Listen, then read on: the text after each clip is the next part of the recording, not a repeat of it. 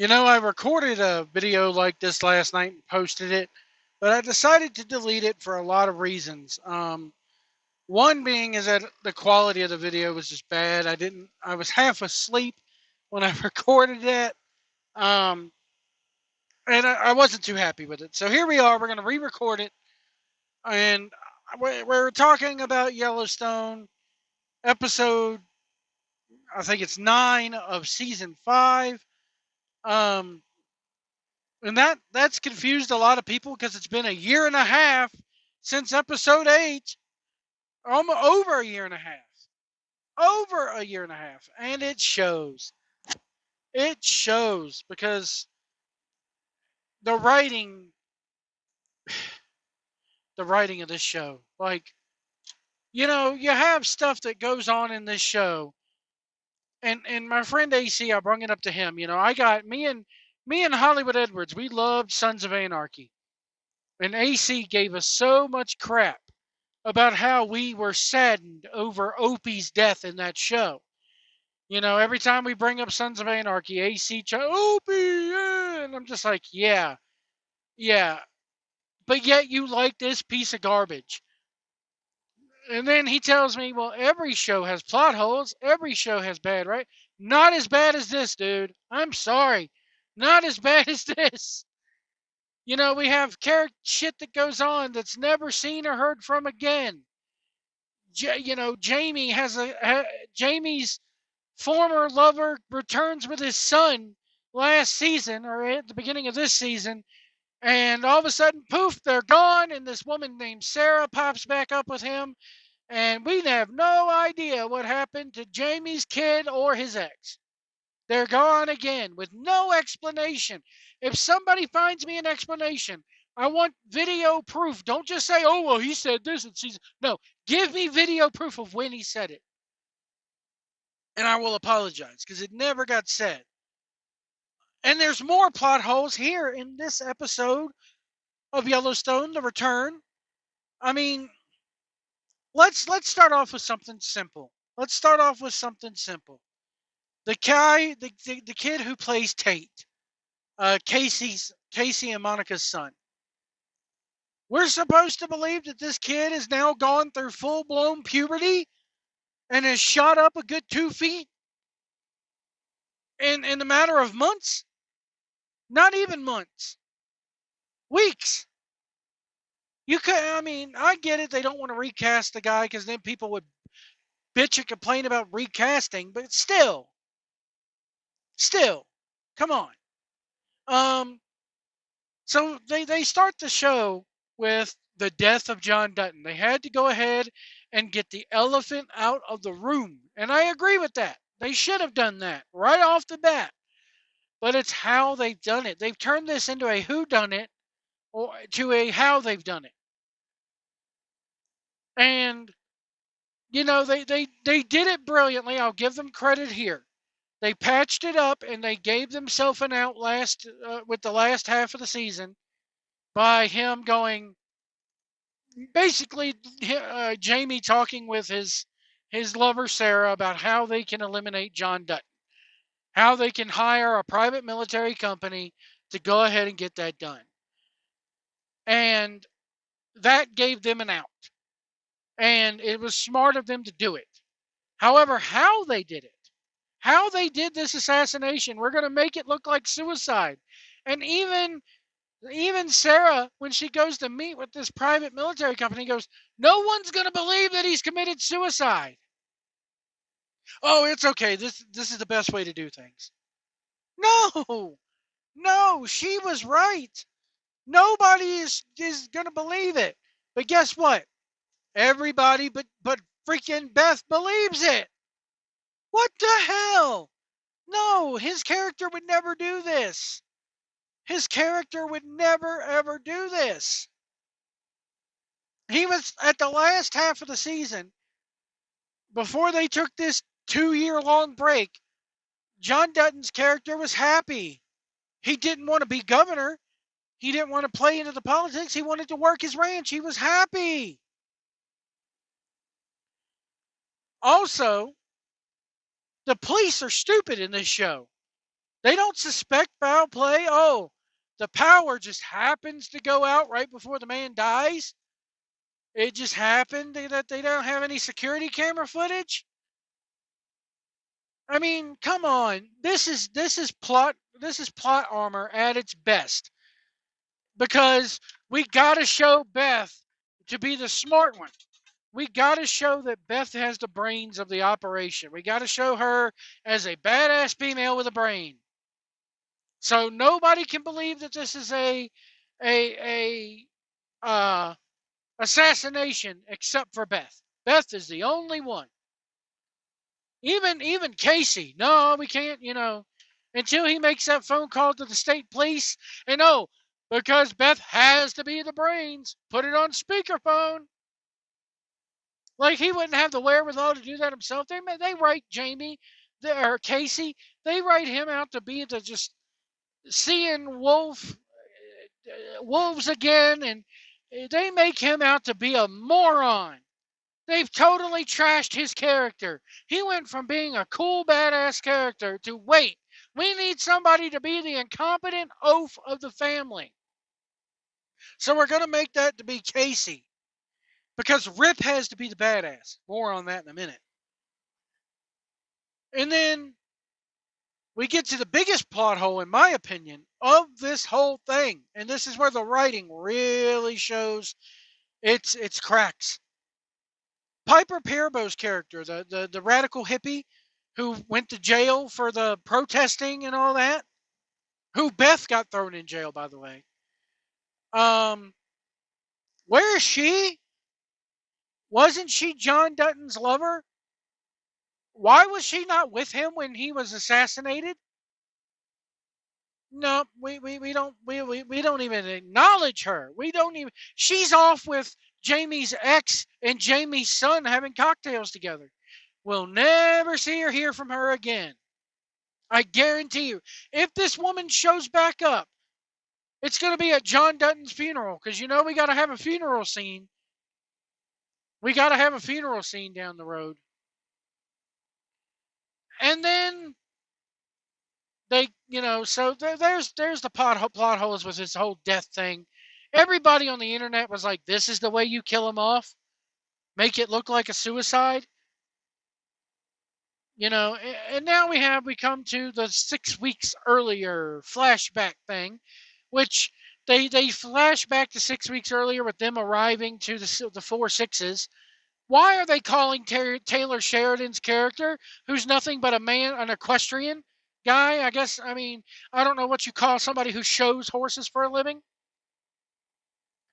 Yes, it's implied outside of the show, and it's been well documented outside of the show in real life, that Taylor Sheridan owns part of the 4-6s. But they didn't establish that in the show proper, in this mythos, in this bubble. So why are they calling him, asking him where to go? Why don't they have a phone number for the 4-6's foreman? Asking him where to go. Yeah, it's little stuff. It's little details, Joe White. Yeah, but it's all multiple little details that have stacked up over this 5.5 season just dreck. This man cannot write television concisely and cohesively. He can't. So we cut to 6 weeks ago, and we see Jimmy again, who is my favorite character on this show. Yet, they still are calling this guy retarded and still are making fun of Jimmy like he's an oaf, like he hasn't grown up, like he hasn't cowboyed up, like he hasn't proven himself, even though when he came back to the damn Yellowstone Ranch last season, they all were like, woo, look who went out and became a cowboy. Way to go, way to go. And now we're back to making fun of him again. Now we're back to making fun of his character again. Now we're back to just totally trashing him. For no reason. Why did you make this character go 2 steps back? And I guarantee you we'll never see him again, because now we got our dose of Jimmy, and except for maybe the funeral scene for John Dutton, even though he's more connected to John Dutton than half the bunkhouse after what all he's been through. That's it. We're not going to get a story arc for him in this. And that 4/6 show is never going to happen. Because they even aired a commercial with the actor who played Jimmy talking about it's been great playing this character. Like let him ride off into the sunset. Which annoys me because I wanted the 4/6 show. I want a bunkhouse show. I want to get as far away from the Dutton family as possible. And then another big plot hole, because here's where we get to Rip. We got to make Rip a badass cowboy. We can't have Rip showing any emotion. We can't have Rip, taking advantage of a good thing. We got to Rip does everything the hard way because he's a cowboy. Beef, it's what's for dinner, Rip. You know, we can't have him being soft on us. And we can't have him letting the other people in the bunkhouse be soft on us. 3 times in this show, 3 times in this episode, they tell him, dude, you're going to get sick of those teepees. It gets cold at night up here. 25-mile-an-hour winds. You're going to get sick of these teepees. There's hotels 10 miles away from you. And then Rip, because we have to write him like a badass with no logic, we just have to, an illogical badass. That's the way they write him. Goes, no, we're going to sleep on the ground. We're going to do it the hard way. Then somebody else tells him, you're going to get sick of the teepees. Nope. We want to stay near the herd. We want to stay near the herd. Even though you leave your herd all the time at the Yellowstone. You're on another ranch that has secure fences and everything, all the comforts that you have in Montana. Nope, Rip's got to be a badass. He got to sleep on the ground. He got to be a cowboy. Like, damn, sassafras. Anyway. I mean, it's so stupid and illogical. Yes, there are cowboys who do that. But if you have access to a damn bunkhouse, they're not that stupid enough not to take it. You can ride out there during the day and be with your herd. So it's established that you're on a working ranch. And Gator's like, steaks ain't going to stay long good up in these coolers and blah, blah, blah, blah, blah. If anybody has ever gone and watched Cowboy Kent Rollins' channel, yes, chuck wagon cooks really do that nowadays. And yes, they don't take a whole lot of meat out there with them and stuff like that. Go look up Cowboy Kent Rollins on YouTube and just watch his stuff. It's a good channel. So yes, there are chuck wagons and stuff that do that. And Gator gives him a list to go into town and fetch stuff like this. But I'm just sitting here going, they've told you have access to a bunkhouse. The herd is fine. What's the difference in you staying with the herd here and or not staying with the herd here at the Sixes and not staying with the herd at the Yellowstone? And the Yellowstone, if one is to be believed, is a bigger ranch. They even tell them, we got the bunkhouse all ready for you if you want to stay in there. 25-mile-an-hour winds, don't feel good. Nope, we got badass. We got to stay in teepees. Because we're a badass cowboy. I'm Rip. I can't show any kind of emotion. I can't show any kind of cracks in my plot armor. I can't show any logical humility. Nope, we got to stay outside the teepees. It's okay, we can sleep on the ground. What a fucking moron. What morons! I mean, I'm sorry, cowboying ain't what it used to be. Used to be, yeah, you had to stay with the herd like that. But in this day and age, come on. Come on. We're supposed to believe this is taking place in the modern era. Technology and machinery have advanced ranching so much that unless you want to play 1800s cowboy, you don't have to live like that no more. Come on.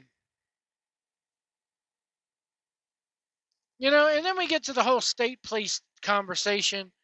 The state police, Casey, everybody else is supposed, again, they're just illogical. Oh, it's just a coincidence. No, we don't suspect any foul play. Come on.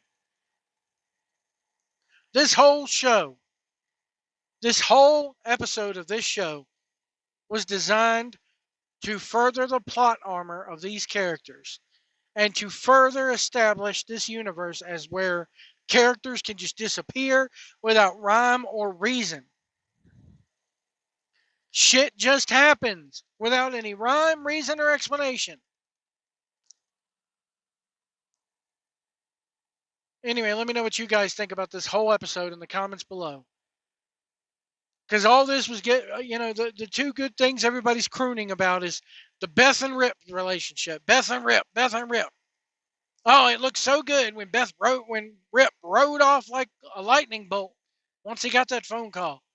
Oh, it was so good when Beth jumped into his arms and was crying and all that. I don't give two craps about that. And that's another thing. Yes, we know they're cowboys. They work a ranch. If I have to see one more damn 10-minute long montage of them slinging ropes around cows while a bullcrap boring country song plays, I'm going to scream. That's 10 minutes and you could have had further explanation as to where certain characters have gone and what they've been doing. The old lady who was at venture capitalist or capital expenditures or whoever the big company was that's trying to take over. We don't, what happened to her? She's the one that sent Sarah out to do the dirty work. What happened to her? Again, characters just come and go and disappear completely, leaving open-ended storylines, and it makes no logical sense. But as long as daggone Rip is Rip, and he's a badass cowboy, and as long as Beth is the bitch who will do anything to protect her daddy and fuck everybody else, that's all we need. No, it's not all you need. You witless morons.